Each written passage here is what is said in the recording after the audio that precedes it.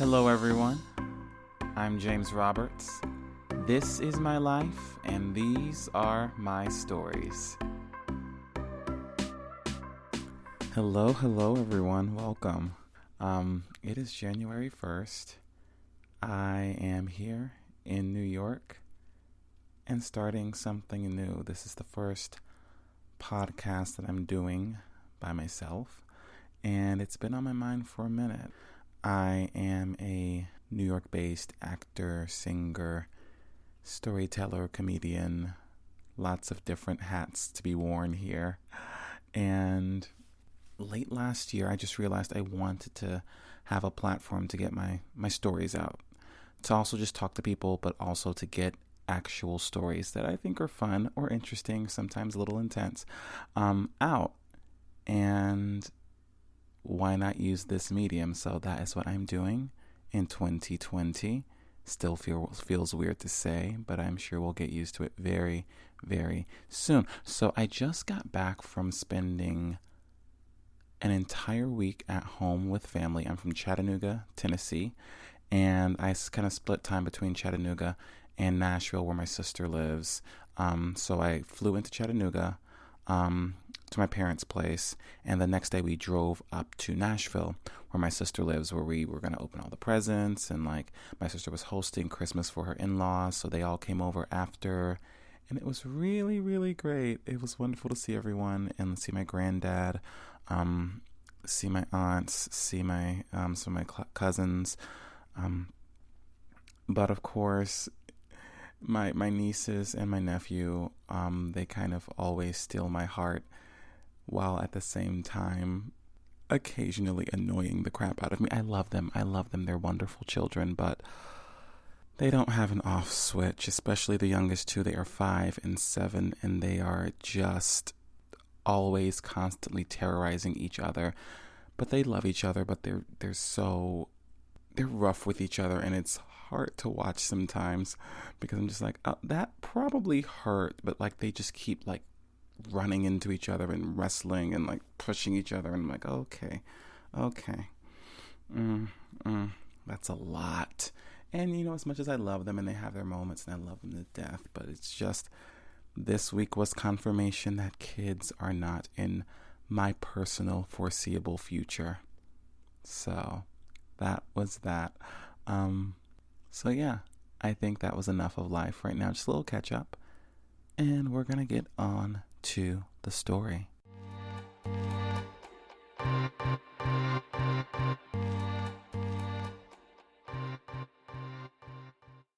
I have always loved summer. Summer meant no school. Summer meant no rules. Summer meant escape. And the summer between my junior and senior year in college, I definitely needed an escape. I was a rising senior at Middle Tennessee State University in Murfreesboro, Tennessee. And just to give you an indication of the kind of environment that was, there was a building on campus called Forest Hall. Not forest like woodland creatures and trees, but forest like Nathan Bedford Forrest, like leader of the KKK.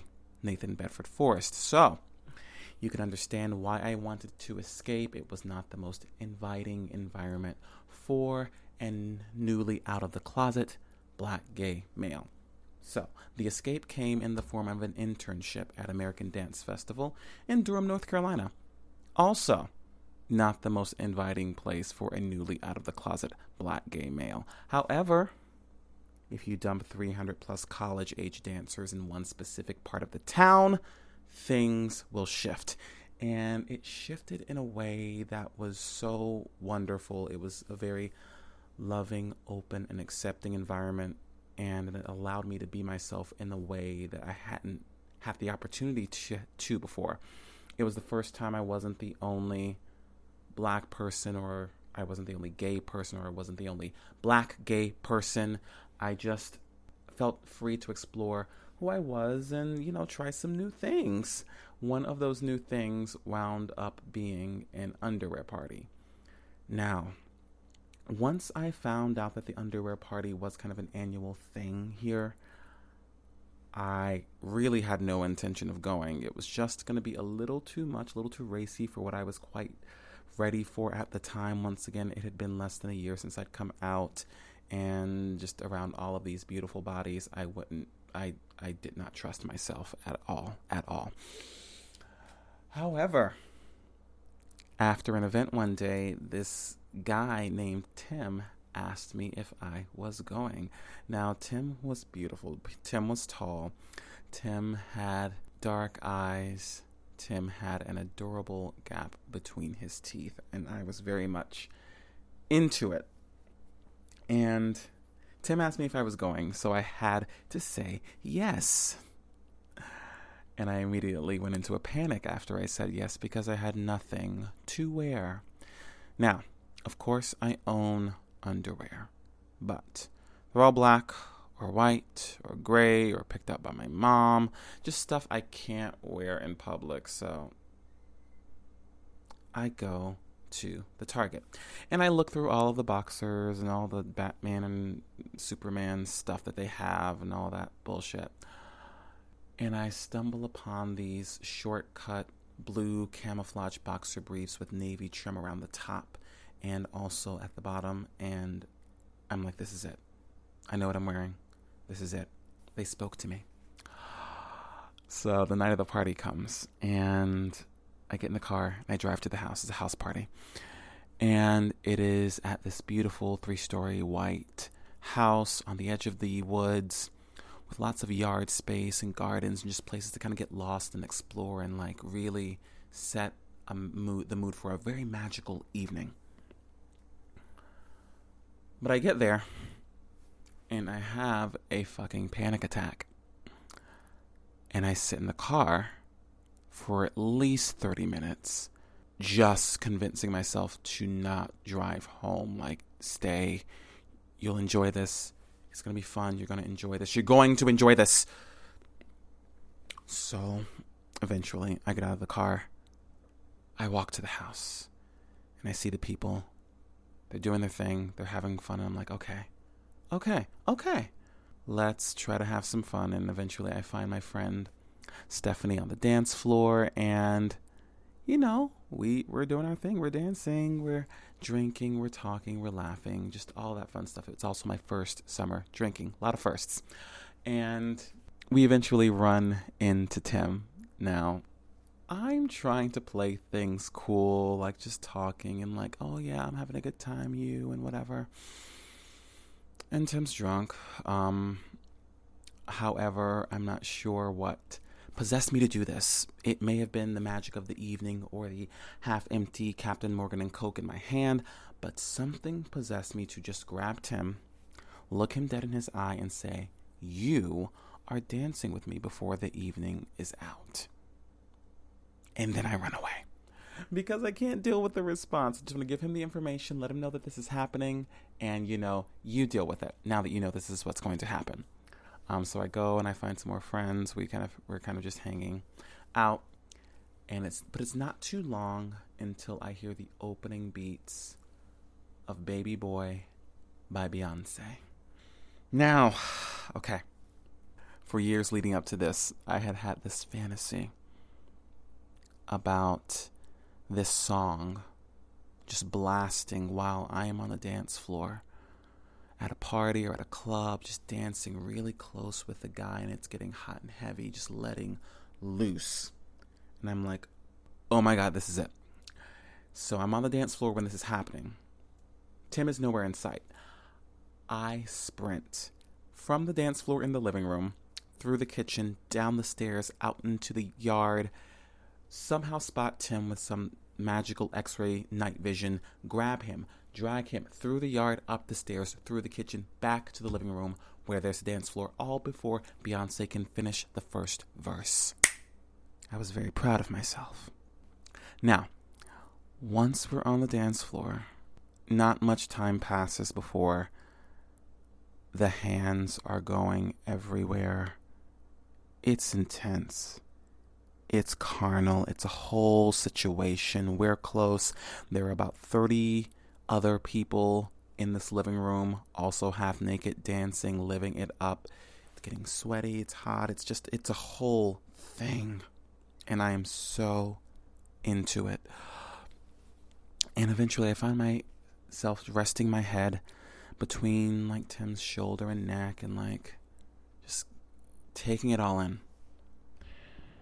And eventually when I do lift my head up, I feel this wet, warm sensation on my mouth. And I'm like, what the fuck is this? What is happening? What? Is he kissing me? And I realize he's kissing me. And it takes me so long to realize that he is kissing me because it's the first time anyone has ever kissed me. And it's just magical. Like, up until that point, I had never really felt attractive. I never felt like anyone actually wanted me in any sort of sexual way. But in that moment, I felt on top of the world, like actually floating, like this is it. However, we are very quickly brought back to earth, back to reality by this scream. I hear this girl, absolutely livid, screaming at me. I open my eyes and she's screaming at me. And she says, "Oh my God, I didn't know you were gay. You know what? Fuck you." And she runs off. She is pissed. And I look at Tim. We have a laugh. I'm kind of like, sorry. But we have a laugh about it and kind of go back to what we were doing, of course. We keep dancing, making out, all that fun stuff for the next couple of songs, and things kind of fade out. I have a good time the rest of the night, but we go our separate ways. And of course, since he's my first kiss, of course I wanted it to be more. I wanted more from him, but I also knew the environment I was in. This was a 6-week thing. Once it's over, you're going your way. I'm going mine. Let's not pressure this, you know? And I know for him, it might have been just one more drunken escapade, but for me, it was a moment that gave me the confidence to step into this new part of my life, really owning a part of myself that I never, ever thought I would be able to. And so for that, wherever you are, thanks, Tim.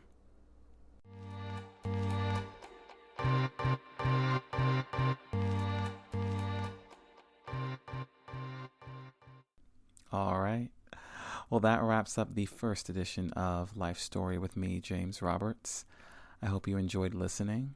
I'll be back soon with another one of these within the next couple of weeks or so. This is all new to me, so I'm figuring out the frequency. Please let me know if you have suggestions about how frequently you would like these. You can definitely reach out to me on Instagram at JamesRoberts96, on Twitter at JamesRob96, and my website is www.jamesroberts.com.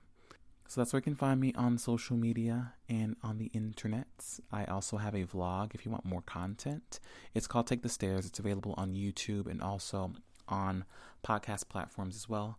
And it's just a vlog where me and my friend Marcus sit down with fellow artists for just some real talk about making a life in the performing arts. We just had Broadway performer Jasmine Richardson on the episode, and she's also becoming a director. So we talked about growing and expanding in the industry as far as skills as well.